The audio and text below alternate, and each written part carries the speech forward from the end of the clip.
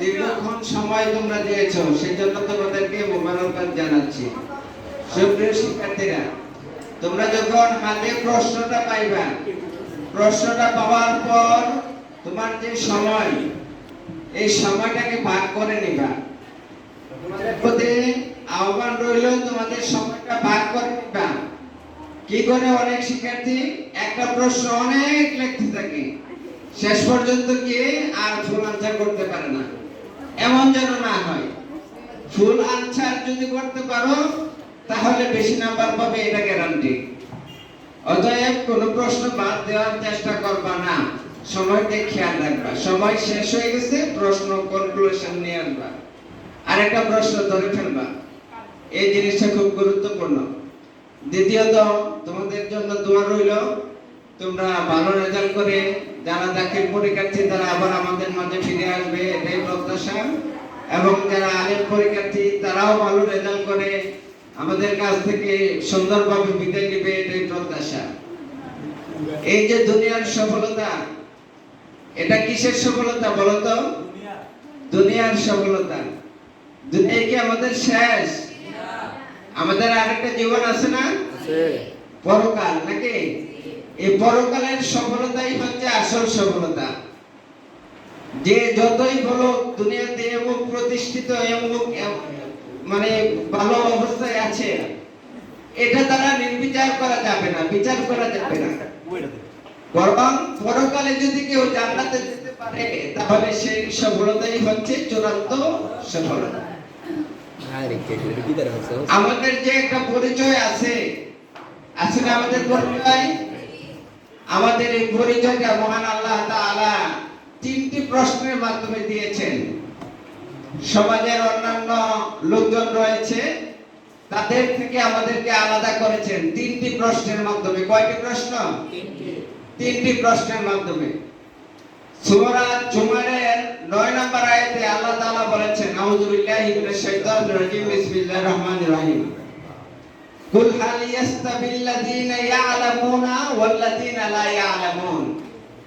যারা জানে এবং যারা জানে না তারা কি কখনো এক হতে পারে? কার প্রশ্ন এটা? আল্লাহ তাআলার প্রশ্ন। তোমরা কোরআন পড়েছো, তোমরা হাদিস পড়েছো, তোমরা ফিকহ পড়েছো, তোমরা ইসলামের ইতিহাস পড়েছো, তোমরা জ্ঞানী। বিশেষ করে যারা আলেম শ্রেণীতে রয়েছে তাদেরকে আলেম বলে সমাজে। তোমাদেরকে আল্লাহ তাআলা পার্থক্য করে দিয়েছেন যে তোমরা জানো, তোমরা কোরআন জানো, তোমরা হাদিস জানো, তোমরা ইসলাম জানো, আল্লাহর হুকুম আহকাম জানো। আর যারা জানে না তারা কখনো কি হতে পারে না? এক হতে পারে না। আরেক সূরায় আল্লাহ তাআলা বলেছেন, কুল হাল ইয়াস্তাবিল আ'মা ওয়াল বাসীর। আপনি বলুন যে একটা লোকের চক্ষু আছে, চোখ দিয়ে দেখে, আর একটা লোকের চক্ষু নাই, চোখ দিয়ে সে দেখে না, তারা দুজন কখনো কি এক হতে পারে? তারা কখনো এক হতে পারে না। তোমরা হলে চক্ষুষ্মান ব্যক্তি, তোমাদেরকে ইসলামিক জ্ঞানের আলোয় আলোকিত করা হয়েছে, তোমাদেরকে সেই জ্ঞানে জ্ঞানান্বিত করা হয়েছে। এরপরে আল্লাহ তাআলা বলেছেন, কুল হাল ইয়াস্তাবিল আ'মা ওয়াল বাসীর আম হাল তাস্তাবিজ যুলুমাত ওয়ান নূর। বলুন, অন্ধকার এবং আলো কি এক হতে পারে? রাতের অন্ধকারে আলো ছাড়া কি আমরা জ্বলতে পারি? কেউ কি পারে জ্বলতে? পারে না। পারলেও দুর্ঘটনার সম্মুখীন হওয়ার সম্ভাবনা থেকে যায়। কিন্তু দিনের আলোয় এরকম হয় না। হয় নাকি এরকম? এই তোমরা হচ্ছে দিনের আলো।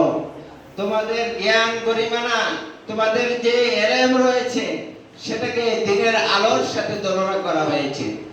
সুতরাং তোমরা জানো, তোমরা মানো, তোমরা জ্ঞানী। কোরআন হাদিস, ইলমে ফিকহ, ইসলামী সাহিত্য, ইসলামের ইতিহাস, সব ধরনের জ্ঞান তোমাদের মাঝে রয়েছে। এখন যদি আমরা সব কিছু রয়েছে কিন্তু আমল না করি তাহলে কি পরকালে সফলতা হওয়া যাবে? যাবে না। সুতরাং সমাজের 8-10টা মানুষের মাঝে আমাদের যে পার্থক্য করা হয়েছে, সেই পার্থক্যটা যেন আমাদের বাস্তব জীবনে এবং আমাদের ঈমানে আমলে যেন সেই পার্থক্যটা আমরা দেখাতে পারি, তাহলে আমরা পরকালে সফলতা অর্জন করব। যদি সফলতা অর্জন না করতে পারি তাহলে আমাদের চাইতে পুরা কপাল আর কারো হবে না। সম্মানিত সুপ্রিয় শিক্ষার্থীবৃন্দ, মহান আল্লাহ তাআলা ওই সকল লোকদের কথাও উল্লেখ করেছেন যারা জাহান্নামে চলে যাবে। কোথায় যাবে? জাহান্নামে। এই জাহান্নামীদের তিনটা আক্ষেপ থাকবে। কয়টা আক্ষেপ থাকবে? তিনটা আক্ষেপ থাকবে। কাদের? জাহান্নামীদের। এক নম্বর আক্ষেপ হচ্ছে সূরা ফাতিরের 36 নম্বর আয়াতে আল্লাহ তাআলা বলেছেন, জাহান্নামীরা বলবে, হে আল্লাহ, আমাদের এই জাহান্নামের আযাব আর সইতে পারি না, তুমি আমাদেরকে মৃত্যু দিয়ে দাও, তুমি আমাদেরকে মৃত্যু দিয়ে দাও। আল্লাহ তাআলা বলবেন, লা ইয়ামুতু ফিহা ওয়া লা ইয়াহইয়া। এই জাহান্নামীরা জাহান্নামে আর মৃত্যুবরণ করতে পারবে না। আর তাদের যে এই জীবনটাকে জীবনও বলা যায় না। এই জাহান্নামে মৃত্যু নামক শব্দটাই আর থাকবে না। দুই নম্বর আক্ষেপ জাহান্নামবাসীরা করতে থাকবে আল্লাহর কাছে, আল্লাহ, যদি আমাদেরকে মৃত্যুই না দাও তাহলে আমাদেরকে একটু উপশম করো। সপ্তাহে একটা দিন, মাসে একটা সময়, বছরে একটা মাস আমাদের আযাবকে তুমি লাঘব করো। আমাদের আযাবকে কি করো? লাঘব করো, একটু স্বস্তি দাও। আল্লাহ তাআলার নিকট আবেদন করবে। আল্লাহ তাআলা বলবেন যে জাহান্নামীদের আযাব কমানো হবে না, জাহান্নামীদের আযাব কমানো হবে না। তারপর তিন নম্বর আক্ষেপ জাহান্নামবাসীরা করবে। তিন নম্বর আক্ষেপটা হচ্ছে মহান আল্লাহ তাআলার নিকট তারা ফরিয়াদ করবে, হে আল্লাহ, তুমি আমাদেরকে মৃত্যু দিবে না, জাহান্নামের আযাবও কমাবে না, তাহলে আরেকবার সুযোগ দাও, আমরা দুনিয়াতে যাই, দুনিয়াতে যাওয়ার পর আমরা ভালো ভালো কাজ করব, নেক আমল করব, আমরা তোমার হুকুম আহকাম পালন করব। এভাবে আমরা আমাদের জীবনকে গঠন করে আবার মৃত্যুবরণ করে জান্নাতের উপযোগী নিজেকে তৈরি করব।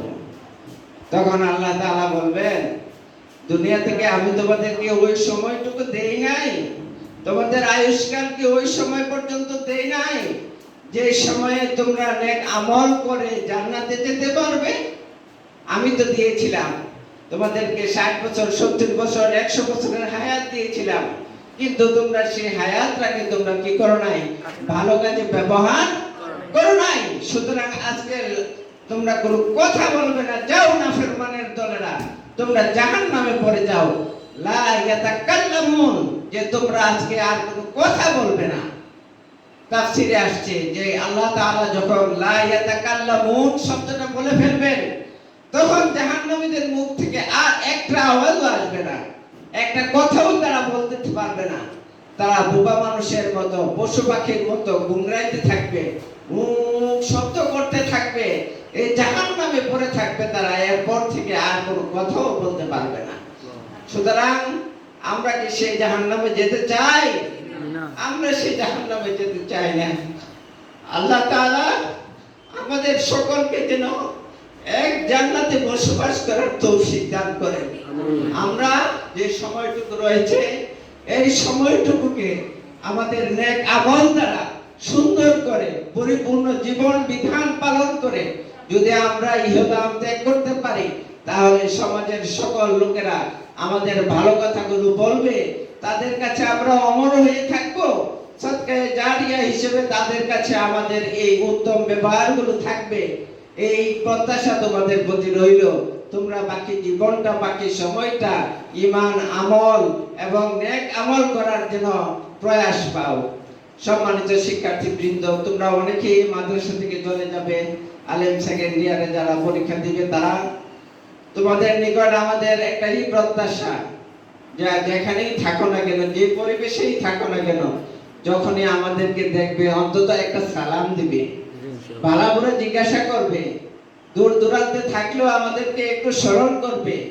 যদি আমাদেরকে বাহ্যিকভাবে স্মরণ নাও করতে পারো, অন্তত তোমাদের 5 ওয়াক্ত নামাজের পর জায়নামাজে বসে আমাদের জন্য দোয়া করবে যে আল্লাহ, আমার উস্তাদদেরকে আল্লাহ আপনি ক্ষমা করুন, তাদেরকে সুন্দর জীবন যাপন করার তৌফিক দান করুন, তাদেরকে হেদায়েত দান করুন এবং ঈমানের সাথে খাতেমা বিল খায়ের নসিব করে জান্নাত নসিব করুন।